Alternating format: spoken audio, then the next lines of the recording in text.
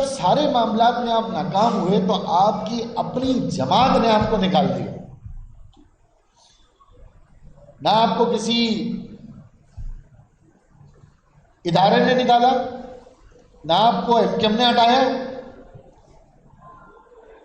نہ آپ کو کسی عسکری قیادت کے اشارے پہ ہٹایا گیا.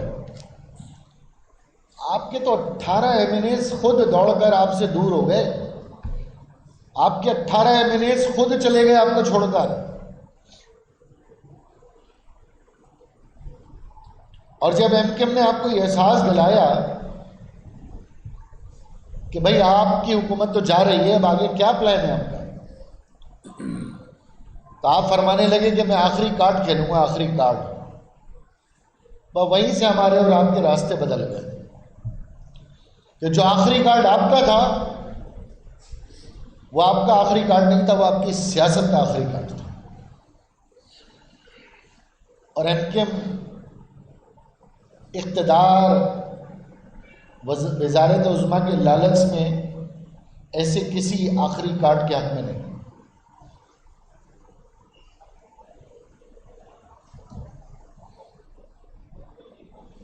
جب سے برسر اقتدار آپ آئے عمران خان صاحب، آپ کو ایک سیاسی لیڈر کی طریقے سے اس ملک کے اندر اس نظام کو آگے بڑھانا تھا. آپ کے دور میں بدترین صورتحال رہی. سب سے پہلے تو بیوروکریسی نے آپ کا ساتھ چھوڑا. کوئی بڑے سے بڑا فیڈرل سیکرٹری آپ کے وزراء کے ساتھ کام کرنے تیار نہیں. اسلام آباد میں کوئی کام کرنے تیار نہیں آپ کے لیے. کوئی صوبائی حکومت آپ کے ساتھ چلنے تیار نہیں. کوئی ادارہ جس کو آپ نے نیب یا ایف آئی اے کی زد میں نہ رکھا. پھر آخر میں وہی ایف آئی اے اور وہ نیب آپ اس کے بھی دشمن بن گئے. الیکشن کمیشن آف پاکستان کو آپ نے متنازع بنا دیا. عدلیہ کو آپ نے متنازع بنا دیا. میڈیا کو آپ نے متنازع بنا دیا. یہ وہی میڈیا ہے نا خان صاحب جو 2013 میں آپ کو مسیحا بنا کے پیش کر رہا تھا، تو اس وقت آپ کو کچھ برا نہیں لگا. اب یہ میڈیا آپ پہ تنقید کر رہا ہے تو آپ اس میڈیا کے تمام اینکرز کو تقسیم کر کے رکھ دیا آپ نے. جو آپ کی تعریف کرے وہ محب وطن ہے، جو آپ سے سوال کرے وہ غدار وطن ہے.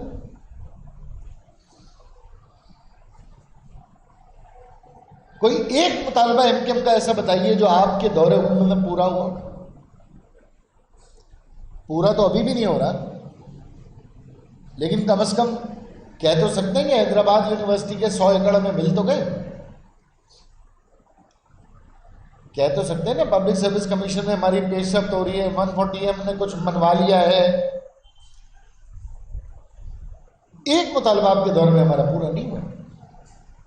مسنگ پرسن کی بات کر لیں، دفتروں کی بات کر لیں، یونیورسٹی کی بات کر لیں، انفراسٹرکچر کی بات کر لیں. اور نواز شریف صاحب گرین بس دے کے گئے تھے، وہی کمپلیٹ کیا آپ نے، اسی پہ آپ اپنے جھنڈے لگاتے رہے. K4 پینے کے پانی کی ایک میٹنگ نہیں لی آپ نے، کیونکہ مراد علی شاہ صاحب کے ساتھ آپ نے بیٹھنا نہیں تھا. کراچی کی وہاں بلک جائے، سسک جائے، لیکن آپ نے کیونکہ مراد صاحب کے ساتھ نہیں بیٹھنا تھا تو K4 کی آپ نے میٹنگ ہی نہیں کرنی. ایک کمٹمنٹ آپ نے ہمارا پورا نہیں. پھر اس کے بعد جب حکومت جانے لگی تو جھوٹ پہ جھوٹ، ایک ایک کر کے جھوٹ. ہم اتحادی ہیں، ہمیں نہیں پتا امریکہ سے کوئی مراسلہ آیا ہے، کوئی دھمکی آئی ہے، ہمیں نہیں پتا. ہم کابینہ میں بیٹھے ہیں، ہمیں ٹی وی پہ پتہ چل رہا ہے کہ وہ اسپیکر صاحب جو ہے نا وہ ٹی وی پہ آ کے بتا رہے ہیں. ہمارے ساتھ ملاقاتیں ہو رہی ہیں، ہمیں کوئی نہیں بتا رہا. اتحادیوں کو کوئی نہیں بتا رہا. آپ رشیا گئے، رشیا سے آ گئے، ہمیں نہیں پتا. کس کے کہنے پہ گئے، کس کے کہنے پہ واپس آئے. آج آپ کہہ رہے ہیں وہ رشیا جانا میری غلطی تھی. امریکہ سے میں کوئی دشمنی نہیں بولنا چاہتا. یہ پوری قوم کو جو آپ نے جماعت اسلامی کی طرح پاگل بنا کے رکھا ہے امریکہ کے خلاف. یہ جو گلیوں میں نوجوان آپ کے نعرے کے اوپر نکلے تھے. اب یہ کیا ان کو کراچی کے لوگوں کو یا پاکستان کے نوجوانوں کو اب کیا کہیں گے کہ اب امریکہ کے خلاف نعرے نہیں لگاؤ؟ رشیا جانا میری غلطی تھی. اور یہ ملک میں کس قسم کی اصطلاح استعمال کر رہے ہیں آپ؟ چوکیدار، نیوٹرل، غدار، میر جعفر، میر صادق. میر جعفر تو وہ ہے، میر صادق تو وہ ہے جس کے دور میں 1 روپے کی کرپشن ثابت ہی نہیں ہوئی. 600 ارب روپے کے کرپشن کے الزام والے لوگ بری ہو گئے باعزت اس دور حکومت میں. جس دور حکومت میں 100 ارب روپے ایک دن آنا تھا، 100 ارب روپے دوسرے دن آنا تھا، 100 روپے نہیں آیا. میر جعفر تو وہ ہے. میر جعفر، میر صادق تو وہ ہے جس کے وزیر اعلیٰ KPK نے اپنے خاندان کے 17 لوگوں کو ٹکٹ بانٹ دیا، جس کے اسپیکر قومی اسمبلی میں 200 نوکریاں اپنے خاندان کے لوگوں کو بانٹ دی. میر جعفر، میر صادق تو وہ.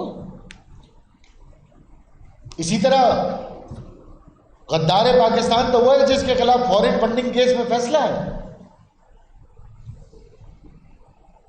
نہ کوئی نواز شریف صاحب یا آصف علی زرداری صاحب کی وکالت نہیں کر رہا. ان پہ تو تھے کرپشن کے الزامات، ان کی تو حکومتیں برطرف ہوئی کرپشن اور ماورا عدالت. آپ نے کیا کیا؟ آپ تو آئے تھے نا تحریک انصاف فراہم کرنے آئے تھے. آپ انصاف کا ہی بیڑا غرق کر دیا آپ نے پورے پاکستان میں.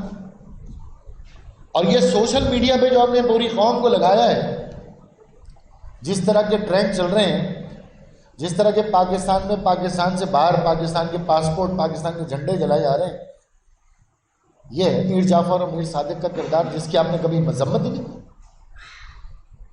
تحریک انصاف کے کسی ایک رہنما نے یہ مذمت کی کہ بھئی یہ جھنڈے جلانا، افواج پاکستان کے خلاف لکھنا، پاسپورٹ جلانا، اس سے تحریک انصاف کا کوئی تعلق نہیں؟ کبھی کہا کسی نے؟ مذمت تو چھوڑیں، لا تعلقی کر دیتے. جب آپ کو اقتدار چاہیے تھا تو پنجاب کا سب سے بڑا ڈاکو آپ کا سب سے بڑا وزیر اعلیٰ بن گیا. زندہ لاشیں آپ کے لیے نفیس ہو گئی. آپ کا اقتدار چلا گیا تو وہ نفیس دوبارہ سے دہشت گرد ہو گئے، اور وہ وزیر اعلیٰ کبھی بھی ڈاکو بن جائے گا. آپ دیکھ لیجیے گا، لکھ لیں میری بات.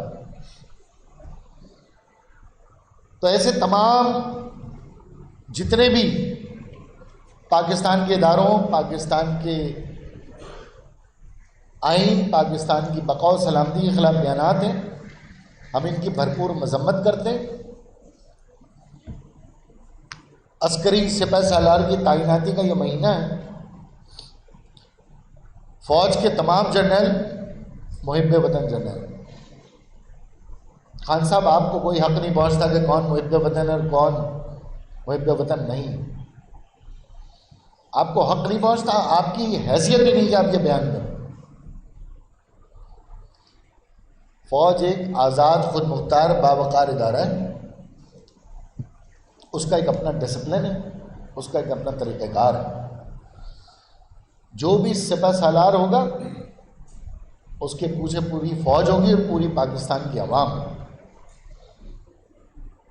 ایسی سیاست پر ہم لعنت بھیجتے ہیں جس میں آپ اپنے اداروں کو متون کر کے، ملون کر کے، آپ لوگوں کو ورغلا کر آپ اپنے آپ کو پاپولر دیں. خان صاحب، آپ پاکستان میں پاپولر نہیں ہیں، آپ سب سے زیادہ پاپولر انڈیا میں ہیں. سب سے زیادہ شہرت تو آپ کی انڈیا میں. انڈیا میں لوگ آپ کو بہت پسند کرتے ہیں کہ دیکھو پاکستان کا جتنا بیڑا غرق یہ آدمی کر رہا ہے اور کوئی نہیں کر سکتا. لائیو چینل دکھاتا ہے انڈیا کا، ہر چینل آپ کو لائیو دکھاتا ہے. تو پاکستان دشمن تمام قوتیں اس بات پر خوش ہیں کہ پاکستان کو مضبوط کرنے والا جو علمبردار تھا وہ پاکستان کی جڑیں کھوکھلی کرنے کی کوشش کر رہا ہے. کر نہیں پا رہا، کوشش کر رہا ہے. اور متحدہ قومی موومنٹ آج آپ کو یہ بات کہنا چاہتی ہے، اور خاص طور پہ ہم پاکستان کے نوجوانوں اور کراچی کی یوتھ سے کہتے ہیں کہ غلط راستے پہ نہ جائیں. یہ راستہ آپ کو ایک بدترین مستقبل کی طرف لے کے جا رہا ہے. یہ ایک ایسی تاریک گلی میں آپ کو لے کے جا رہا ہے جہاں سے واپسی ممکن نہیں ہے. اپنے شہر کے ساتھ، اپنے ملک کی سیاسی جماعتوں کے ساتھ اپنا رابطہ رکھیں. سیاست وہی ہے جس میں آپ کا شہر، آپ کا صوبہ، اپنے ملک کی فلاح و بہبود اور اپنے آئین کی بالادستی ہے. نوجوان جس ڈگر پہ جا رہے ہیں، یہ جو سوشل میڈیا پہ آپ ٹرینڈنگ کر رہے ہیں، پوری دنیا میں آپ اپنا گرین پاسپورٹ جو ہے نا اپنے ہاتھ سے آپ اپنا مقام نیچا کر رہے ہیں. یہ جو پاکستان کے باہر لندن میں، امریکہ میں اور مدینہ کی ریاست بنانے والوں نے مدینہ میں جس قسم کی بکواسیات کی ہے، سعودی عرب میں جس قسم کے نعرے لگے ہیں، بھگت رہے. ابھی تو وہ 5-5 سال اندر بیٹھے ہیں. خان صاحب کو تو پتہ ہی نہیں کتنے لوگ تمبو ہو گئے وہاں. تو خدا کے واسطے کسی غلط راستے پہ نہ چلیں. اور خان صاحب آپ سے بھی گزارش ہے، سیاست کریں. بے شک آپ کمزور ہو جائیں، لیکن جھوٹ کی بنیاد پر طاقت حاصل کر کر بدنیتی سے وزیر اعظم بننا، بدنیتی سے وزیر اعلیٰ بننا، یہ میرا خیال ہے آپ اپنے ضمیر کی آواز سنیں گے تو آپ کو بھی جھنجھوڑ کے رکھ دیں گے. ایم کیو ایم آخر میں صرف یہ کہنا چاہتی ہے کہ ایم کیو ایم کا ہر کارکن، ایم کیو ایم کا ہر ذمہ دار، ایم کیو ایم کا ہر ووٹر پاکستان کے آئین اور پاکستان کی بقا و سلامتی بھی یقین رکھتا ہے، اور ہم اپنی سیاست پاکستان کے آئین کے دائرہ کار میں رہ کر کرتے ہیں، اور عدم تشدد، عدم تصادم کی پالیسی پر ہیں. اور ہم نہیں چاہتے کہ ایسی کسی فضا کا ایم کیو ایم پارٹ بنے. اور یہ اندازہ ایم کیو ایم کو ہو گیا تھا، اسی لیے ہمیں آج خوشی ہے کہ بر وقت ہم نے پاکستان تحریک انصاف سے اپنے راستے جدا کر دیے. اگر آج ہم ان کے ساتھ ہوتے تو یہ ساری سیاہی ہمارے بھی دامن پر ہوتی. تو ہمیں اپنے ووٹرز کو، اپنے کارکنان کو بھی اس بات کا ہم شکر ادا کرتے ہیں کہ ایم کیو ایم کی لیڈرشپ میں بر وقت فیصلہ کر کے پاکستان تحریک انصاف سے اپنے راستے جدا کر دیے. سیاست میں کوئی حتمی بات نہیں ہوتی. اگر پی ٹی آئی اپنا قبلہ درست کرے، پاکستان کے اداروں کا احترام کرے، ریاست کا احترام کرے اور پاکستان کے آئین میں سیاست کرے، ایم کیو ایم دوبارہ ان کے ساتھ بات کرنے تیار ہے. لیکن ایسی کسی جماعت کے ساتھ، ایسی کسی لیڈر کے ساتھ ہم بات نہیں کر سکتے جس کو انڈیا کے لوگ دیکھ کے خوش ہو رہے ہیں.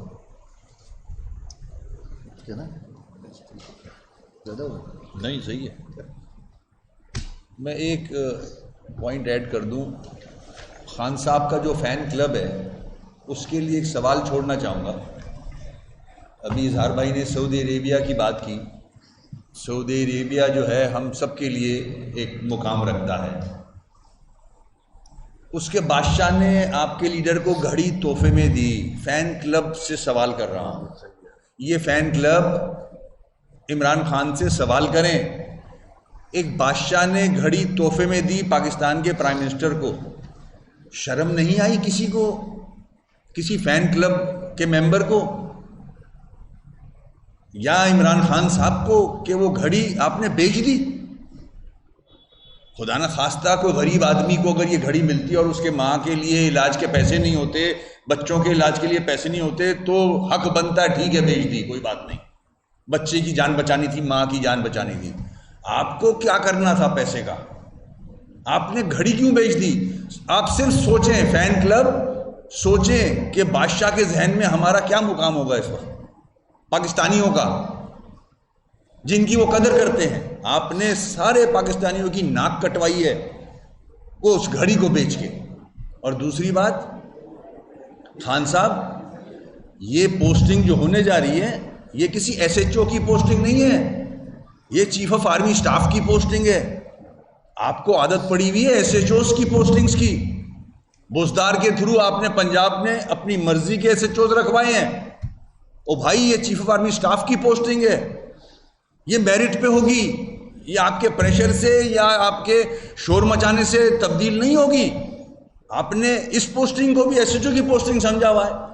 آپ پاکستان کے ساتھ کرنا کیا چاہ رہے ہو؟ آپ نے پوری قوم کو کنفیوز کیا ہوا ہے، آپ نے پوری قوم کو گمراہ کر دیا ہے. پاکستانیوں کے ذہن ایسے نہیں ہیں. تو فین کلب ضرور پوچھیں اپنے اس لیڈر سے کہ گھڑی بیچی کیوں تم نے؟ پاکستانیوں کی ناک کٹوائی ہے آپ نے. Thank you. آج خان صاحب کی گرد ہی رہیے گا. ہاں خان صاحب سے باہر نہیں آئی. آپ نے ذکر کیا خان صاحب کا، ان کے پتا کا، ایک بورڈ کا بھی آپ نے ذکر کیا. تو 2018 میں جب خان صاحب آئے انہوں نے ایک بورڈ پر کام بند کروا دیا اور بعد میں یہ واقعہ ان سے ہو گیا. تب آپ ان کے اتحادی تھے، نہ تو اس وقت آپ نے کوئی احتجاج کیا، نہ آپ نے کوئی آواز آپ کی طرف سے نہیں آئی کہ بھائی یہ کیوں ہو رہا ہے، یہ ہمارے کراچی کا منصوبہ ہے، اس سے پانی کا مسئلہ حل ہو جائے گا، تو اس کو کیوں التوا کا شکار کیا جا رہا ہے. پہلے صاحب تھوڑا سا یہ بتا دیں. اور اس کے علاوہ ایک اور بلدیاتی انتخابات کے حوالے سے میں پوچھوں گا کہ بلدیاتی انتخابات کی وجہ سے آپ التوا چاہتے تھے، بلدیاتی قانون کی وجہ سے انتخابات کا التوا چاہتے تھے، تو یہ کیوں نہیں قانون بن پا رہا؟ اس میں اور مزید کتنے سال لگیں گے؟ کیا ہوگا کہ کل دیا تو تھا ٹرک کی بتی کے پیچھے لگایا ہوا؟ کل بلدیہ والی پریس کانفرنس ہو گئی جواب بھی دیا تھا اس کو. اور بار بار نہیں چھیڑو نا. اب خان صاحب والی بات بتا رہے تھے، جہاں ہم نے شور کرنا تھا نا وہاں بہت شور کیا ہم نے. اور اب خان صاحب کے کانوں تک آواز نہیں آئی تو کیا کریں. تو وہ جنہیں ہم نے کہنا تھا انہیں کہہ دیا. لیکن وسیم بھائی جو بات کر رہے ہیں بڑی کہ وہ کہتے ہیں وہ کچھ لوگ ہمارے میڈیا کے دوست، نواز شریف نے بھی گھڑیاں بیچی ہیں، زرداری صاحب نے بھی گھڑیاں بیچی ہیں. مطلب ہر آدمی اپنے گوبر کو حلوہ ثابت کرنے پہ تلا ہوا ہے. ارے بھائی انہوں نے بیچی ہیں آپ کے تو ایک دستخط پہ ٹی شرٹ لاکھوں روپے کی جا رہی تھی نا، تو گھڑی بیچنے کی کیا ضرورت پڑی تھی آپ کو؟ اور پھر خود ہی کہہ رہے ہیں وہ چور کے ہاتھ بیچ دی اور کیش بھی آ گیا. ہاں تو کیش چور ہی دے گا اور کون دے گا؟ شریف آدمی تو کیش دینے سے رہا ہے. پھر وہ تو یہ سارے الزامات جو ہے نا خان صاحب آپ کو اس لیے جواب دینا کہ سب سے زیادہ ایمانداری کا نعرہ آپ نے لگایا تھا، سب سے زیادہ انصاف کا نعرہ آپ نے لگایا تھا. زرداری صاحب نواز شریف صاحب سے تو لوگ پوچھ کے تک گئے. آپ نے لوگوں کو موقع دیا ہے کہ میں جج کو بھی گالیاں دے سکتا ہوں، میں سپریم کورٹ کو بھی رات میں کچھ کہہ سکتا ہوں، میں اداروں کو بھی کہہ سکتا ہوں، میں نیب کو بھی کہہ سکتا ہوں، الیکشن کمیشن کو بھی متنازع بنا سکتا ہوں. وہ 35 پنچر سے لے کر آج تک آپ کے پنچر ہی نہیں ختم ہو رہے، خود پنچر ہو گئے آپ. تو بہرحال یہ جو وسیم بھائی کی بات تھی یہ بڑی امپورٹنٹ ہے کہ فین کلب اس بات کا جواب دے کہ جس لیڈر کے ایک فون پر اربوں روپے آ رہے ہوں، ایک دستخط پہ ٹی شرٹیں جب اس کی بک رہی ہوں لاکھوں روپے کی، وہ گھڑی کیوں بیچ رہا ہے بھائی؟ کیوں بیچ رہا ہے گھڑی؟